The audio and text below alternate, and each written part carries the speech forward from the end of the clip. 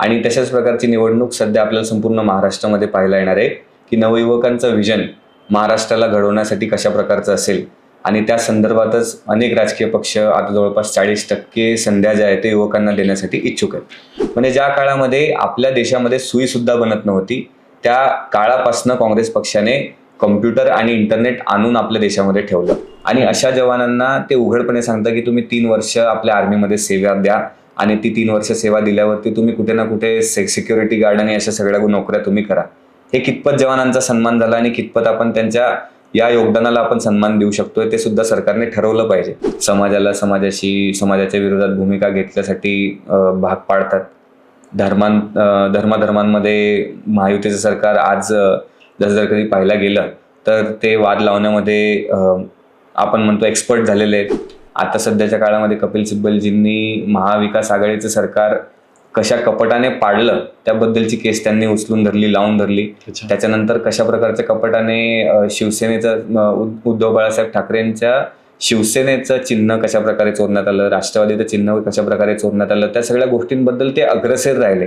सर्वप्रथम औद्योगिक, त्याच्यानंतर क्रीडा आणि त्याच्यानंतर कला आणि त्याच्या सोबत शेती या 4ही गोष्टींवरती जास्तीत जास्त लक्ष केंद्रित करणं नवीन पिढीचं नवयुवकांचं काम असणार आहे. महान म्हणून हा राष्ट्र अशी आपल्या महाराष्ट्राची ओळख. म्हणजे सगळ्याच क्षेत्रात आपण एकीकडे पुढे होतो अशा प्रकारचं महाराष्ट्र. आपण महाराष्ट्राची ओळख म्हणजे छत्रपती शिवाजी महाराज, महात्मा ज्योतिबा फुले, डॉक्टर बाबासाहेब आंबेडकर आणि छत्रपती शाहूजी महाराजांची विचारांनी उजळलेला हा Maharashtra. Cut to cut with hello या आपल्या स्पेशल पॉडकास्ट सेगमेंटमध्ये आज आपण आहोत रावेर विधानसभा मतदारसंघामध्ये. आज आपल्यासोबत आहेत मधुकर चौधरी यांचे नातू आणि आमदार शिरीष चौधरी यांचे सुपुत्र धनंजय दादा आपल्या चर्चेमध्ये खूप खूप स्वागत आहे. माझा पहिलाच प्रश्न राहील की राजकारण आता काय म्हणताय?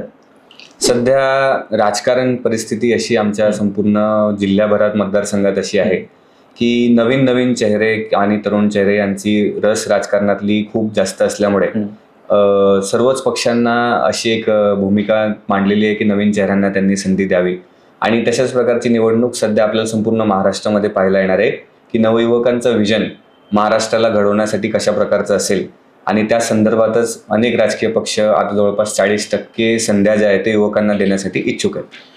विधानसभा मतदारसंघाबाबत आपण हीच बोलूयात, पण माझा सगळ्यात एक महत्वाचा प्रश्न असा राहील की राजकारण जे आहे तर तुम्ही लहानपणापासूनच हे केलेलं आहे, तर या राजकारणाचा कन्सेप्ट तुमच्या घरात कशा पद्धतीने झाला क्लिअर?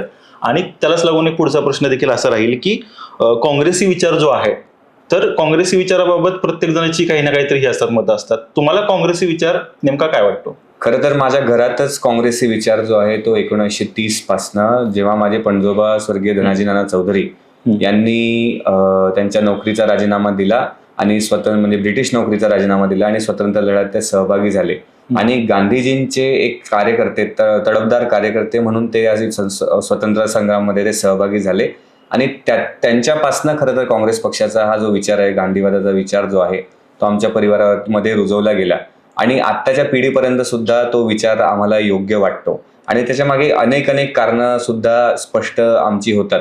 कारण जेव्हा आपण शिक्षण घेतो आणि सर्व माहिती एका विषयाबद्दल जेव्हा घेतो, आपण एका विचारधारेशी का संबंधित राहावं, आपण एका विचारधारेचं निष्ठा का बरं ठेवावी आणि त्याला पकडून आपण कार्य सामाजिक आणि राजकीय क्षेत्रामध्ये का करावं, जेव्हा असा प्रश्न विचारला जातो तेव्हा एकंदरीतच आतापर्यंत आपण असं पाहिलं असेल की विरोधकांकडनं किंवा इतर लोकांकडनं असा सुद्धा प्रश्न विचारला जातो, आपण ज्याच्याबद्दल बोललात की काँग्रेस विचारधारा किंवा काँग्रेस पक्षावरती कमेंट ही केली जाते.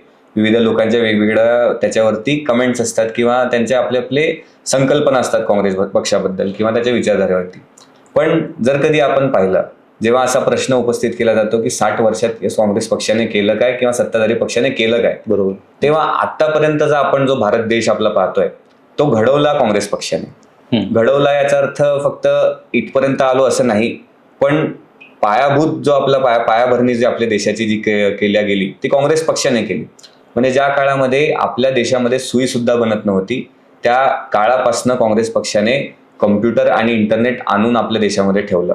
म्हणजे त्या लोकांनी इथपर्यंत काम केलं, विविध शिक्षण क्षेत्रामध्ये काम केलं. 3 किलोमीटरच्या अंतरापर्यंत शाळा असावीच असं धोरण काँग्रेस पक्षाचं देशात होतं, महाराष्ट्र राज्यात सुद्धा होतं.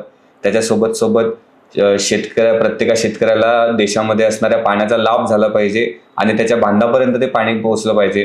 त्याच्यासाठी जेवढेही सिंचन प्रकल्प राबवले गेले आणि आतापर्यंत महाराष्ट्र राज्यामध्ये जेवढेही धरणं बांधल्या गेली ती काँग्रेसच्याच काळात बांधल्या गेली. इतर भाजपच्या नाही. इतर पक्षांनी सिंचन हा मुद्दा पकडून शेतकऱ्याला काही फायदा करून दिला असेल तर तो त्याने सिद्ध करून दाखवावा की आम्ही ही मोठी धरणं बांधली आणि याच्यामुळे शेतकऱ्यांना एवढा फायदा झाला.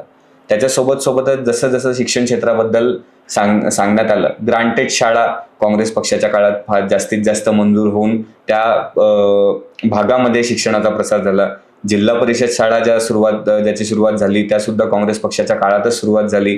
त्याच्यानंतर नवोदय विद्यालय असतील, केंद्रीय विद्यालय असतील, केंद्र सरकारच्या मार्फत ज्या शाळा संपूर्ण देशात ज्या बांधल्या गेल्या, ज्याचं उच्च शिक्षण श्रेणी त्या काळात मिळत होती, ती काँग्रेस पक्षामुळे मिळत होती. आणि एका प्रकारे काँग्रेस पक्षाला या सर्व गोष्टींसाठी त्याचं प्रतिमा मलिन करण्यात आली. का म्हणजे यालाच माझे असेल की 2014ला जेव्हा हे आलं तर भाजप सरकार आल्यानंतर त्यांनी असा आरोप केला गेला की मागच्या 60 वर्षात आतापर्यंत हेच काय नाही झालं. तुम्ही ही सगळी यादी सांगितली की काँग्रेस सरकारनं हे सगळं केलं. मग हे परसेप्शन बनलं कुठून की काँग्रेसनं हे नाही केलं आणि ते बनवण्यामागं हात कुणाचा? बनवण्यामागे हात सर्वात जास्त मोठा होता तो महायुती किंवा एनडीए सरकारचा. त्याच्या मागचं सर्वात मोठं कारण होतं सोशल मीडिया. पण महायुती सरकारने हे ओळखावं की सोशल मीडियापर्यंत त्यांची जी पायरी पोहोचवली ती सुद्धा काँग्रेस पक्षाने पोहोचवली. स्वर्गीय राजीव गांधीजी भारताचे माजी पंतप्रधान, ते ओळखले जातात की त्यांनी आधुनिक भारताचे निर्माते म्हणून त्यांची एक ओळख आहे. आणि त्याच माध्यमाने त्या काळी आपल्या देशामध्ये कम्प्युटर आणणारे सर्वात पहिले पंतप्रधान म्हणजे राजीवजी गांधी, एटीएम आणणारे सर्वात पहिले पंतप्रधान म्हणजे राजीवजी गांधी. आणि त्याच्यानंतर मनमोहन सिंगजीच्या काळामध्ये, माजी पंतप्रधान मनमोहन सिंगजीच्या काळामध्ये इंटरनेट आपल्या देशभरामध्ये चांगल्या प्रकारे पसरू लागलं.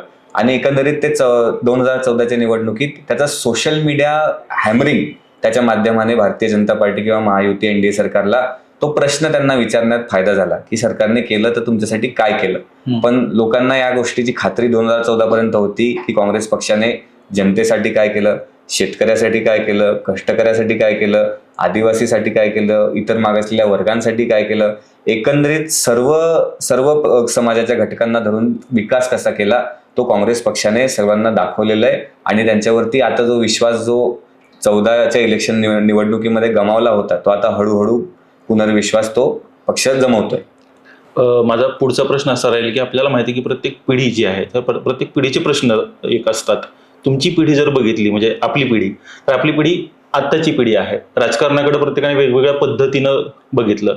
आपली पिढी किंवा तुम्ही राजकारणाकडे कोणत्या पद्धतीनं पाहता? तुमच्या राजकारण बघण्याचे पर्स्पेक्टिव्ह नेमके कुठले? खरं तर एकंदरीत संपूर्ण जळगाव जिल्हा जर कधी बघायला गेला तर औद्योगिक क्षेत्र आणि सहकार क्षेत्रामध्ये जळगाव जिल्हा फार मागासलेला आहे. त्याच्या मागचं एक सर्वात मोठं कारण असं की इथलं राजकारण, आणि दुसरं कारण त्याच्यामधलं जे आहे ते इकडचे शेतकरी. आजही जळगाव जिल्हा ओळखला जातो की कृषी प्रधान जिल्हा आहे. सर्वाधिक लोक जे आहे ते शेतकरी आहे. आणि त्याच्या सोबतच जर कधी शेतीपूरक उद्योग निर्माण आम्हाला करता आले तर ते एकंदरीत युवकांना रोजगार देण्यासाठी फार सक्षम असतील. तुम्ही पाहतायत की सरकार एका ठिकाणी म्हणतं की 1.5 कोटी रोजगार आम्ही तुम्हाला वर्षाला उपलब्ध करून देऊ. केंद्र सरकार असा विषय मांडते. पण आता केंद्र सरकार आणि राज्य सरकारवरती अशी वेळ आलेली आहे की सध्या ते 6 महिन्याच्या ठेकेदारी पद्धतीवरती रोजगार लावतायत. तो रोजगार सुद्धा म्हणजे क्षुल्लक पगार त्याच्यामध्ये मिळतो अशा प्रकारचा रोजगार तो आहे. आणि 6 महिने काम करा त्याच्यानंतर घरी बसा अशा प्रकारची पद्धत सरकार जनतेला दाखवते, जनतेसमोर आणते. अग्निवीर योजना 3 वर्ष काम करा त्याच्यानंतर सरकार आपल्या यशस्वी जवानांना आणि ज्या आर्मीतल्या जवानाचं, म्हणजे आपण आज जर कधी आपल्या गावात एक आर्मीचा जवान असला तर तो देवा समान असतो आपण असं मानतो. आणि अशा जवानांना ते उघडपणे सांगतात की तुम्ही 3 वर्ष आपल्या आर्मीमध्ये सेवा द्या आणि ती 3 वर्ष सेवा दिल्यावरती तुम्ही कुठे ना कुठे सिक्युरिटी गार्ड आणि अशा सगळ्या नोकऱ्या तुम्ही करा. हे कितपत जवानांचा सन्मान झाला आणि कितपत आपण त्यांच्या या योगदानाला आपण सन्मान देऊ शकतोय ते सुद्धा सरकारने ठरवलं पाहिजे. आणि या सगळ्या गोष्टींवरती एकंदरीत ह्या सर्व ज्या आधी चालू होत्या, म्हणजे आर्मीमध्ये भरती नियमित होत होती, पोलीसमध्ये भरती नियमित होत होती, औद्योगिक क्षेत्रामध्ये जे PHC, RHC आणि मेडिकल डिपार्टमेंटचे जे गव्हर्नमेंटचे जे सगळे नॉर्म्स असतात त्याच्यामध्ये भरती रेग्युलर होत होती. त्याच्यानंतर जिल्हा परिषदच्या शाळांमध्ये भरती रेग्युलर होत होती. आणखीन इतर सहकारी यंत्रणा म्हणजे आपण म्हणतो की महसूलचे सर्व जे कर्मचारी असतील, ग्रामपंचायत, तहसील, प्रांत कार्यालय, या सर्व पंचायत समिती, जिल्हा परिषदेचे सगळे कार्यालय जे असतील, या कार्यालयांमध्ये भरत्या नियमित होत होत्या. त्याच्यामुळे रोजगाराची जास्त टंचाई म्हणजे भासत नव्हती. आणि त्या भरत्या आज 50% या सरकारने आणून ठेवलेल्या आहेत. म्हणजे आज आपला महाराष्ट्र इतका भाग्यवान आहे की जिल्हा परिषद आणि पंचायत समिती सारख्या यंत्रणा आपल्या महाराष्ट्र राज्यात आहे. इतर राज्यात जर कधी पाहायला गेलं तर या यंत्रणा आपल्याला सापडणार सुद्धा नाही. आणि त्या यंत्रणा असून ग्रामीण भागाच्या विकासासाठी जी सर्व यंत्रणा काँग्रेस पक्षाच्या काळामध्ये महाराष्ट्रामध्ये निर्माण झाली होती, ती यंत्रणा कशा प्रकारे म्हणजे खोखली करावी याचा पूर्णपणे कट रचून महायुती सरकारने काम केलेलं आहे. आणि त्याच्या माध्यमाने सामान्य जनतेला त्याचा वैयक्तिक त्रास फार झाला आहे. तुम्ही आता बोललात की महाराष्ट्रानं नेमकं काय काय केलेलं आहे. माझा मुद्दा हाच राहील की जर जळगाव बघितला तर इथंच म्हणजे आसपासचा भाग बघितला तर गुजरात मॉडेल, तर गुजरात मॉडेलच्या एका मुद्द्यावरनं इथं बरंच काय काय झालं. काय तुम्हाला वाटतं त्याबद्दल, गुजरात मॉडेल बद्दल काय वाटतं? असं म्हणता नाही येणार की गुजरात मॉडेलमुळे जळगाव जिल्ह्यामध्ये विकास झाला. कारण आपण जर कधी पाहतोय तर 2014 पासून आज भारतीय जनता पार्टी आणि महायुती इंडियाचे सरकार गल्लीपासून दिल्लीपर्यंत आमच्याकडे होतं. 2.5 वर्ष महाविकास आघाडीला मिळाली, पण ती सुद्धा कोरोना काळामध्ये चालली गेली. त्याच्यामध्ये जास्त निधी खर्च करू शकली नाही महाविकास आघाडी डेव्हलपमेंटसाठी. त्यांना फक्त आरोग्य क्षेत्रामध्ये 70-80% निधी खर्च करावा लागत होता. आणि त्याच्यामुळे 20%च निधी ते डेव्हलपमेंटसाठी खर्च करू शकत होते. त्या अडचणी त्या वेळेत आल्या. पण आज तुम्ही चित्र पहा की 2014 पासून जर कधी कंटिन्यू 7.5 वर्ष महायुतीचं सरकार गल्लीपासून दिल्लीपर्यंत आहे. म्हणजे पंचायत समितीवरती जर कधी बघितलं तर बहुतांश पंचायत समितीमध्ये आज महायुती आहे. बऱ्याच जिल्हा परिषदा सुद्धा आज त्यांच्या हातामध्ये आहे. आज आमदारांची सर्वात जास्त संख्या जी आहे ती महायुतीकडे. राज्यसभेमध्ये महायुती म्हणजे एनडीए सरकारचे खासदार जास्त आहे, लोकसभेमध्ये एनडीए सरकारचे खासदार जास्त आहे.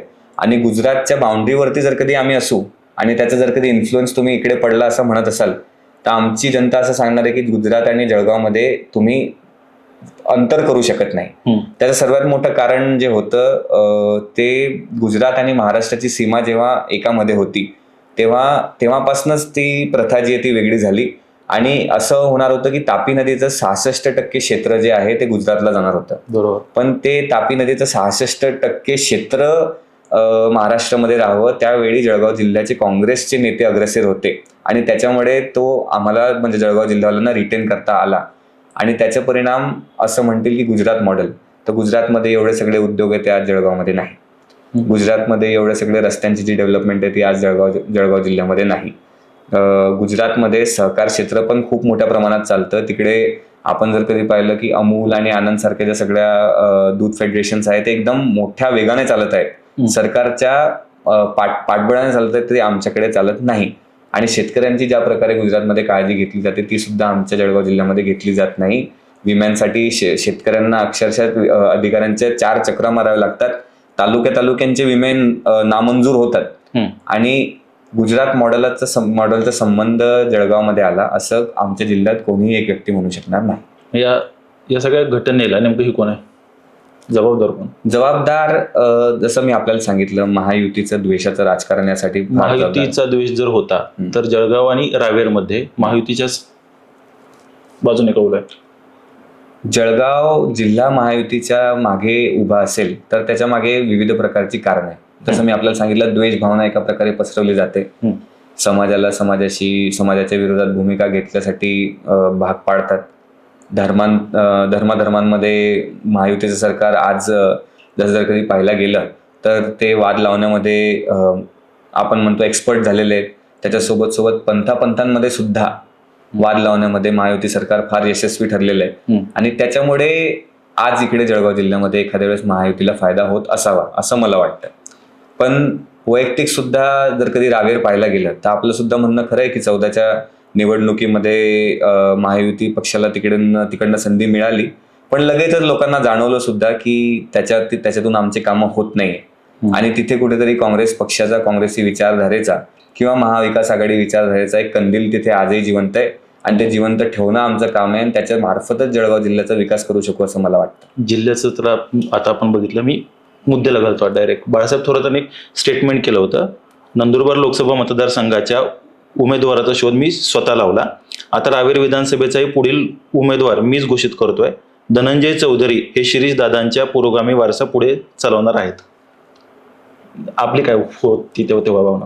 खरं तर मी सुद्धा अचंबित होतो, तर कारण ते व्यासपीठ तसं नव्हतं. माझ्या आजोबांच्या पुण्यतिथीनिमित्त तो कार्यक्रम आम्ही आयोजित केला होता आणि आदरणीय बाळासाहेब थोरातांसारखा अभ्यासू नेता जेव्हा कोणाला जबाबदारी देत असेल तेव्हा त्यांची नजर फार कटाक्ष असेल, त्यांचा अभ्यास परिपूर्ण असेल आणि त्यांनी पक्षश्रेष्ठींसमोर आणि महाविकास आघाडीच्या घटक पक्षांच्या नेत्यांसमोर सुद्धा जर कधी अशी कोणती संकल्पना मांडली असेल, असा कोणता निर्णय मांडला असेल तर त्या निर्णयासाठी आम्ही तर त्यांचे आभारीच आहोत आणि तो निर्णय मांडल्यावरती एक मोठी जबाबदारी सुद्धा आमच्या खांद्यावरती आहे.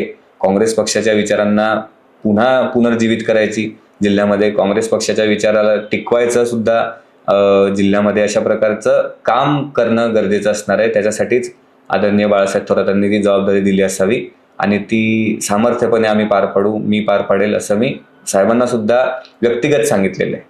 मतदारसंघामध्ये आता आम्ही हे करतो तर फिरताना एक गोष्ट आम्हाला जाणवली किंवा तुमचं फेसबुक जेव्हा बघतो तेव्हा त्याच्यावरती एक सध्या ही आली गोष्ट की कृतज्ञता संवाद सोहळा, तर कृतज्ञता संवाद दौरा. तर हा कृतज्ञता संवाद दौरा नेमका काय आहे, कृतज्ञता कुणाच्या प्रती आणि तो संवाद साधावा असं का वाटतं तुम्हाला? कृतज्ञता संवाद दौरा म्हणजे आतापर्यंत समजून घ्या 1947 पासून आपल्याला स्वातंत्र्य मिळालेले, पण आम्ही म्हणजे माझा परिवार मग माझ्या परिवारासोबतचे सर्व सहकारी जे आहे ते 1930 पासून या संग्रामामध्ये काम करतात आणि त्याच्यामध्ये सर्वप्रथम जेव्हा 1936चं अधिवेशन फैजपूर येथे झालं, ग्रामीण काँग्रेसचं अधिवेशन जेव्हा फैजपूर येथे झालं, तिथे शेतकरी आणि कष्टकरी आणि शेतमजुराचा मुद्दा सर्वात पहिले घेण्यात आला आणि त्याच्यासाठी सर्वात महत्वाचं शेतकऱ्याला काही गोष्ट जी महत्वाची असते ती सर्वात महत्वाची असते पाणी. आणि पाण्याची जी गरज असते ती प्रत्येका गावाला प्रत्येका शेतकऱ्याला असते. तशीच ती गरज त्या 1936च्या पहिल्या अधिवेशनावर सुद्धा होती आणि त्या काळामध्ये त्या अधिवेशनाच्या शेजारी एक विहीर होती. त्या विहिरीचं नामकरण स्वतः महात्माजी गांधी यांनी केलेलं आहे आणि त्या विहिरीचं नाव त्यांनी दिलं सत्वशिला. त्या विहिरीने 3 दिवस 3.5 लाख लोकांची तहान जी आहे ती भागवली. त्यांच्या राहण्या खाण्याचा सर्व व्यवस्था त्या विहिरीने केली आणि अशाच प्रकारच्या विहिरी, अशाच प्रकारचे जलाशय जे असतात ते प्रत्येक गावामध्ये असतात ज्यांचं योगदान त्या गावाला घडवण्यासाठी असते. आपण पाहत असतो की आता महाराष्ट्रामध्ये ती एक प्रथा जी असते जलपूजनाची ती खूप मोठी आहे आणि जलपूजन आपण करतो त्याच्यासाठी कारण आपण जलाप्रती कृतज्ञ आहोत. अशी एक संकल्पना होती की जर कधी पाणी पुरेसं नसतं तर एखाद्या वेळेस 3रा महायुद्ध सुद्धा होऊ शकला असता आणि तो भविष्यात होऊ शकेल की नाही त्याच्यावरती सुद्धा चर्चा करावी लागणारच आहे.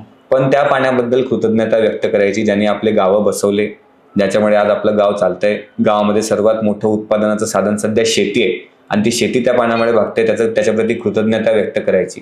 त्याच्यासोबतच ज्या सहकार्यांनी बाळासाहेबांसोबत किंवा धनाजी नानांसोबत आणि त्यांच्या सर्व सहकाऱ्यांसोबत नेत्यांसोबत आमच्या भागाला घडवण्याचा प्रयत्न केला आणि भाग घडवून दाखवला, म्हणजे सहकार क्षेत्रात, शिक्षण क्षेत्रात, सिंचन क्षेत्रात, कृषी क्षेत्रात आणि इतर कोणत्याही क्षेत्र, आरोग्य क्षेत्रात, या सर्व क्षेत्रामध्ये त्यांनी घडवण्यासाठी काही ना काही योगदान दिलं. त्यांच्याबद्दल सुद्धा आम्ही गावोगावी जाऊन कृतज्ञता व्यक्त करतो आणि कृतज्ञता व्यक्त करून सर्व लोकांचे संवाद साधत समाजातला प्रत्येक घटक म्हणजे स्त्री, महिला, पुरुष, युवक, शेतकरी, कष्टकरी, मजूर, कामगार, त्याच्यासोबत महसूलचे सर्व कर्मचारी, ग्रामपंचायतीचे कर्मचारी, सरकारी कर्मचारी आणि सामान्यातला सामान्य नागरिक, त्या सर्व लोकांशी भेटून चर्चा करून त्यांच्या अडीअडचणी समजून घेऊन अशा प्रकारची दौऱ्याची संकल्पना. राजकारणाबाबत झालं बरं, म्हणजे विचार केला तर तुमचं आणि आमचं वय जवळपास हीच आहे, सेमच आहे. राजकारणाचा डोस झाला खूपच. हे सोडून थोडंसं बोलायचं झालं तर पिक्चर वगैरे कुठले बघता की नाही बघत? सध्या धावपळीच्या काळामध्ये मूवीज बघण्याचा टाइम मिळत नाही, पण लास्टचा कुठला बघितला होता तरी? तोही आठवत. बरं, ठीक आहे. तुमचा आवडता राजकीय नेता कोण? तसं बघितलं गेलं तर माझे आवडते राजकीय नेते राष्ट्रीय पातळीवरती जे आहे, म्हणजे आधी जे होते ते कपिल सिब्बलजी होते, कारण मी सुद्धा LLB केलेलं आहे आणि त्यांचं खरं तर त्यांनी एक मॉड्यूल आमच्या सर्व लिगल क्षेत्रातल्या म्हणजे वकिली करणाऱ्या सर्व लोकांसाठी त्यांनी एक मॉड्यूल उभं केलेलं आहे की तुम्ही तुमच्या वकिलीचा फायदा राजकारणामार्फत समाजसेवेसाठी आणि जनसेवेसाठी कशा प्रकारे करू शकतात आणि त्याच्यातूनच आम्ही घडत इथपर्यंत माझा प्रवास जो आहे तो झालेला आहे. आणि त्याच माध्यमातून आदरणीय कपिल सिब्बल साहेबांकडनं म्हणजे राजकारण करत असताना, खासदार असताना, मंत्री असताना केसेस लढाव्या, ते पण जनहितार्थ म्हणजे फार मोठी गोष्ट आहे. त्यांनी ज्या ज्या प्रकारचे पब्लिक लिटिगेशन्स उचललेत, आता सध्याच्या काळामध्ये कपिल सिब्बलजींनी महाविकास आघाडीचं सरकार कशा कपटाने पाडलं त्याबद्दलची केस त्यांनी उचलून धरली, लावून धरली. त्याच्यानंतर कशा प्रकारच्या कपटाने शिवसेनेचं उद्धव बाळासाहेब ठाकरेंच्या शिवसेनेचं चिन्ह कशा प्रकारे चोरण्यात आलं, राष्ट्रवादीचं चिन्ह कशा प्रकारे चोरण्यात आलं, त्या सगळ्या गोष्टींबद्दल ते अग्रेसर राहिले आणि एवढ्या वयात सुद्धा म्हणून ते त्यांचं फार ते आकर्षण आहे. तुम्ही आता बोललात की तुम्ही करता लॉ, नेमकं काय वाटतं फुटीमध्ये, काय वाटतं तुम्हाला? खरं तर लीगल क्षेत्र आपण जेव्हा म्हणतो तेव्हा एका व्यक्तीबद्दल, दोन व्यक्तींबद्दल खरं तर खूप मोठा सन्मान व्यक्त करण्यासारखा वाटतो आणि ते आहेत आपल्या संविधानाचे निर्माते डॉक्टर बाबासाहेब आंबेडकर आणि आपले सर्वप्रथम पंतप्रधान आदरणीय पंडित जवाहरलालजी नेहरू.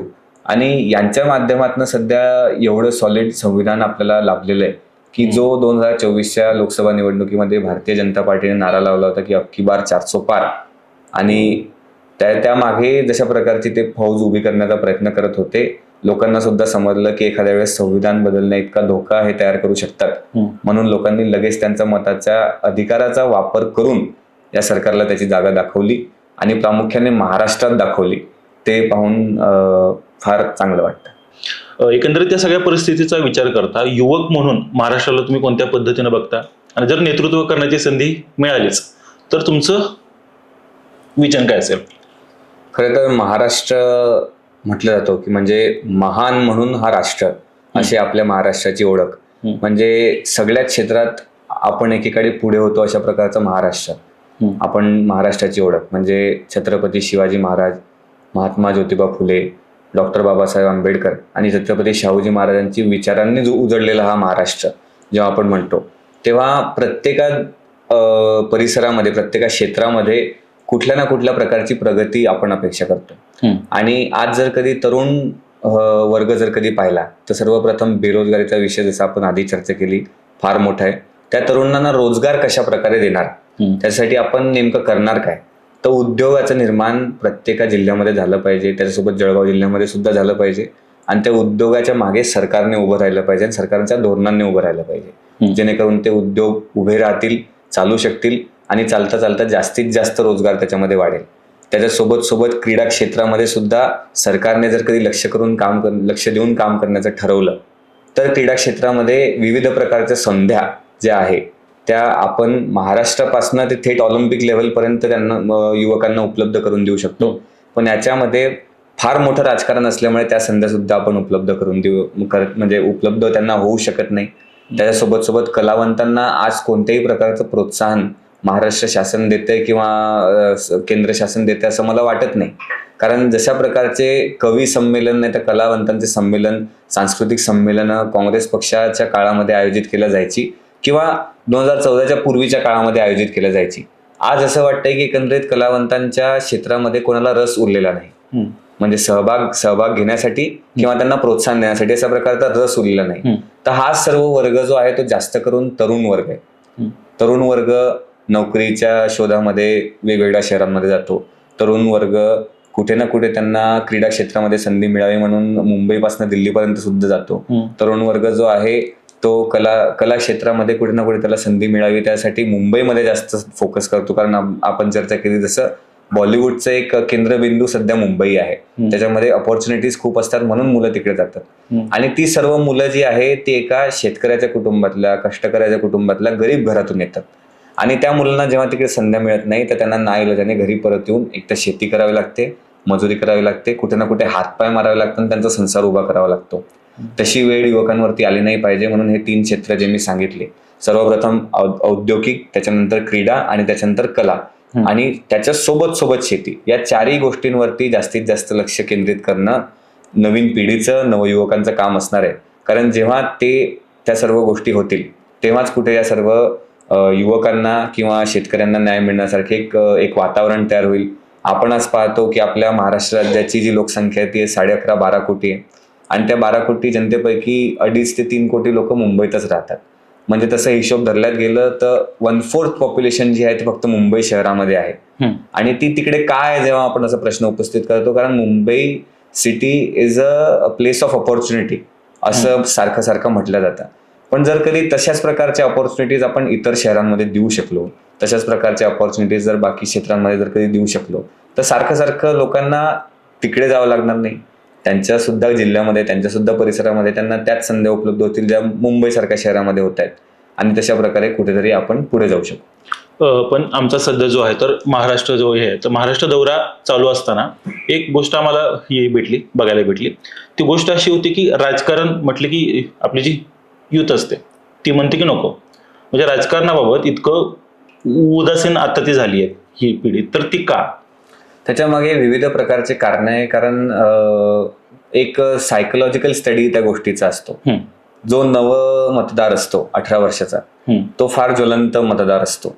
आणि त्या एजमध्ये खरं तर तेवढी मॅच्युरिटी अटेन केली असते नसते तो त्यांचा वैयक्तिक प्रश्न असतो.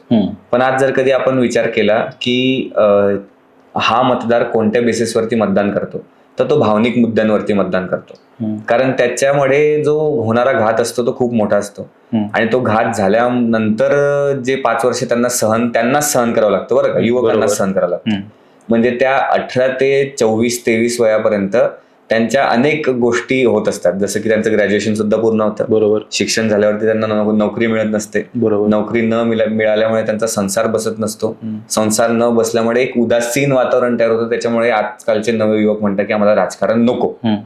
पण त्या गोष्टीला मात करण्यासाठी जर कधी एक प्रगतशील विचार त्यांच्या समोर उभा केला, रोजगाराचा, योग्य शेतीचा, त्याच्यासोबत विविध प्रकारच्या गोष्टी जे युवक करतात त्या गोष्टींना प्रोत्साहन देण्याचा जर कधी विचार राज्यभरामध्ये मांडला गेला, तर आणखीन युवक जे आहे ते राजकारणामध्ये सहभागी होतील किंवा ऍक्टिव्हली राजकारणामध्ये सहभागी होतील.